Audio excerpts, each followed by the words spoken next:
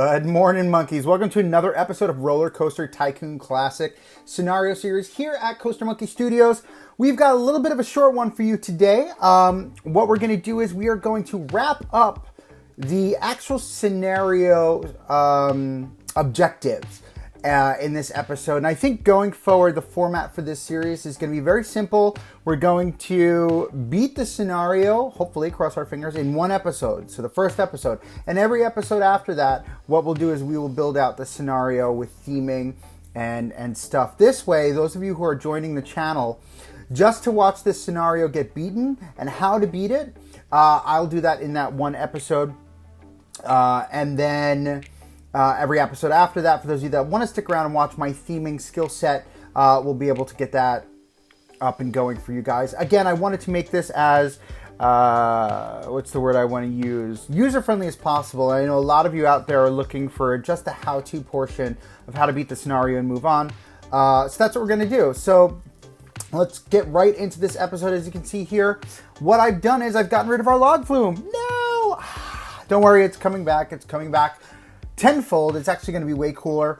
What we've done is we've gotten rid of the path that goes over the mountain. We've cut right through the center of the mountain, which was the goal all along. I really wanted there to be multiple exits and kind of directions that this main plaza around the carousel has, and kind of, you know, what's the phrase I would use? What is it? Wheel and spoke kind of mentality, right? In the way that we're setting that up. So that's what I've done there. And here I am just building out our log flume. And as you can see, cut it through the mountain, gave it a little bit more of an excitement rating.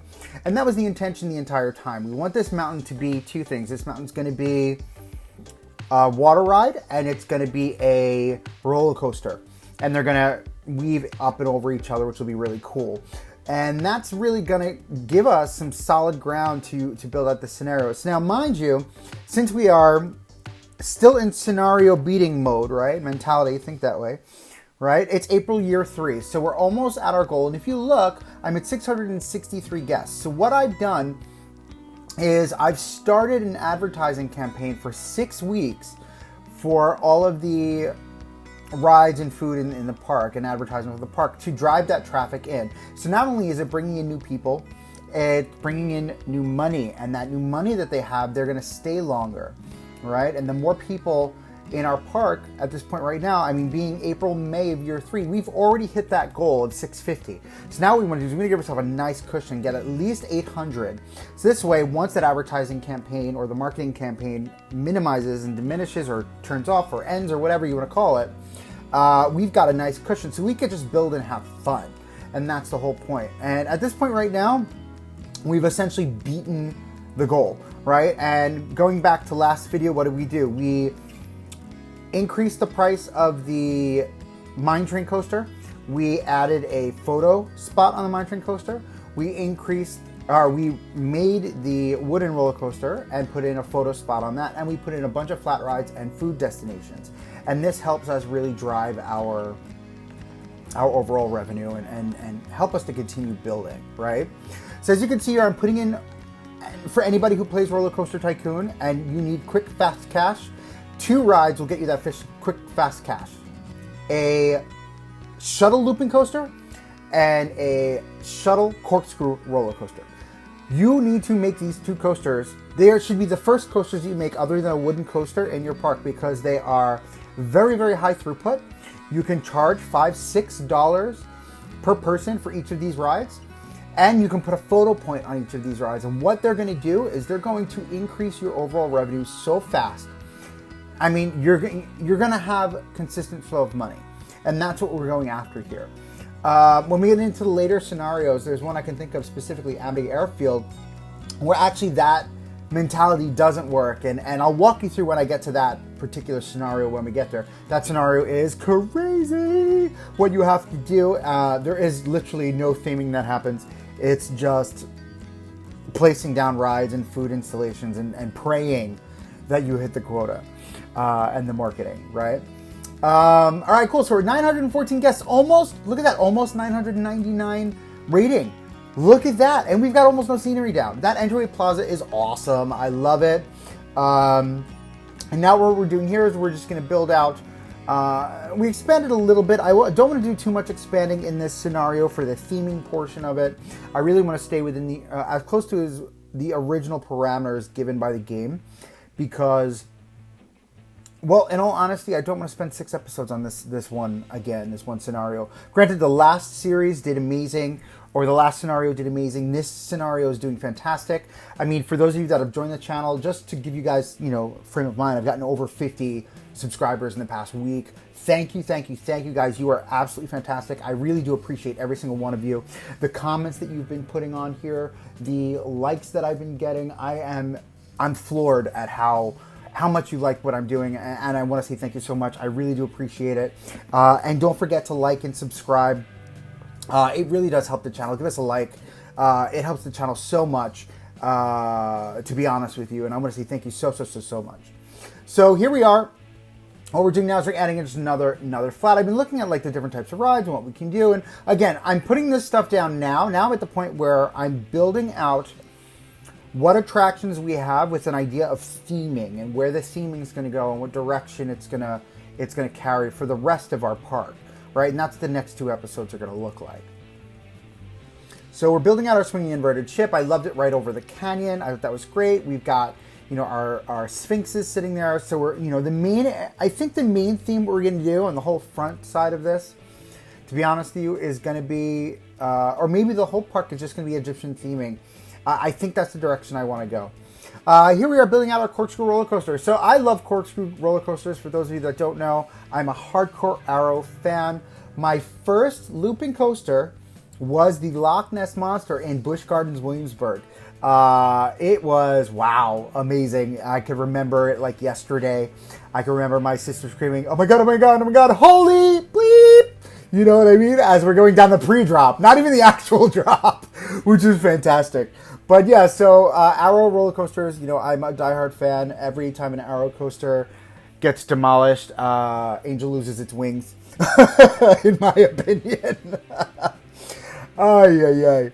But here we are. We're October year 3, by the way, guys. Look at that. It's we're almost there. We're almost at beating scenario time. Yay! We're at 964 guests with almost 999 park rating. That's just absolutely fantastic.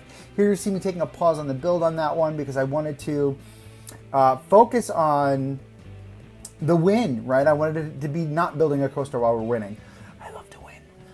So while we're waiting to beat the scenario, here I am putting up just the building that's going to go around our carousel, and I have to say I really love this building too. Again, it's the same type of, it's a very similar design to what I've done to the vintage type feel. Oh, there we are, we beat it. Yay, look at that.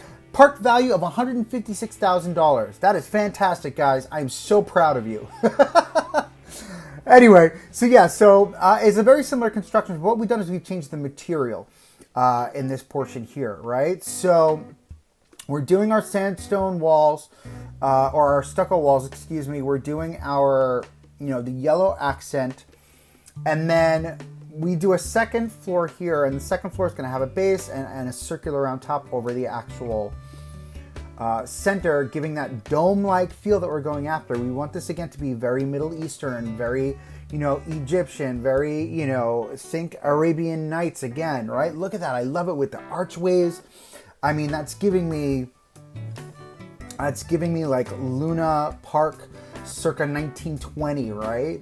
Or Steeplechase Park, or what was the other one? Sea Lion Park. And then there was a fourth one. I can't remember what it was. I actually just watched a documentary on it as well.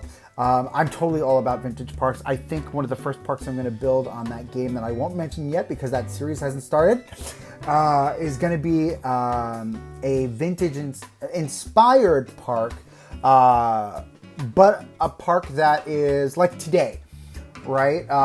So take that vintage style park and then put it in 2000, right? And what it would look like today, not like a lot of them look now, which is really janky and broken down. I can think of, quite a few places. If you look at back in the late 1800s, early 1900s, you've got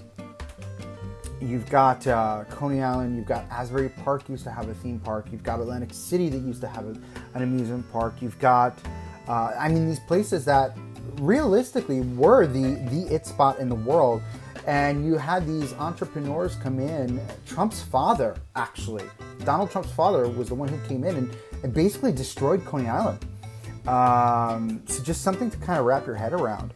You know, it's crazy, the history that some of these parks have, and it's that heritage. You know, when I talk about some of the theme parks that I go to now, I talk about heritage rides and heritage rides not existing in a lot of parks any longer. And that's why I think of parks like Nobles or Kennywood, you know, or Indiana Beach, where those coasters and those rides, that's nostalgia. That is the definition of the history of amusement parks and theme parks and roller coasters, and to see what has happened to the industry over the years.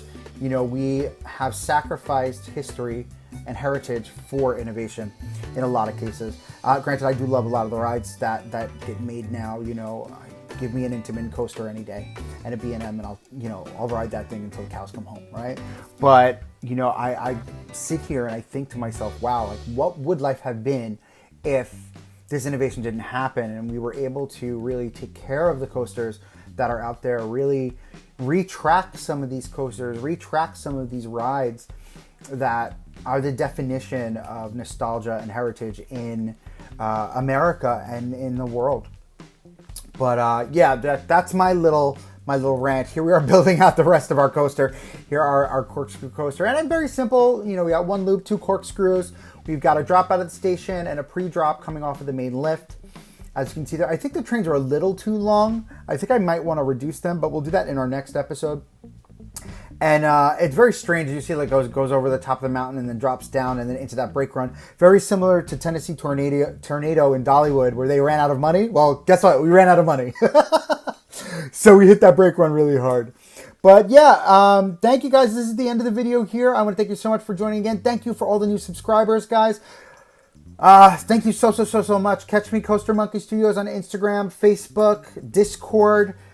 Oh my God, what else am I on? Reddit and Twitter. Thank you so much, guys. Have an amazing day, and catch you guys next time. Ciao.